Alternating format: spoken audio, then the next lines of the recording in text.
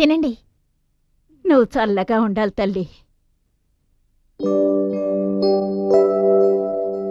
దీన్ని కనే బదులు ఓ మగబిడ్డను కనుంటే నన్ను కూర్చోబెట్టి అన్నం పెట్టేవాడు. ఇదేమిట్రా అంటే బాగా మెక్కుతుంది, ఊరంతా తిరుగుతుంది. దీనికోసం నేను కష్టపడుతున్నాను. ఏమ్మా, మీరెక్కడి నుంచి వస్తున్నారు? నల్లజర్లమ్మా. ఆహా. కొద్ది రోజులుగా వర్షాలు లేవు, పని పాట ఏమీ లేవు. పూట గడవటం కూడా కష్టమైపోయింది. ఏదైనా పనుంటే చేద్దాం, లేకపోతే బిచ్చమెత్తుకొనైనా బతుకుదామనే నిర్ణయంతో వచ్చేశాం తల్లి. ఏమ్మా, ఈ ఊళ్ళో నాకేదైనా చిన్న పని ఇప్పించగలవా అమ్మా? ఏ పనైనా పర్వాలేదు.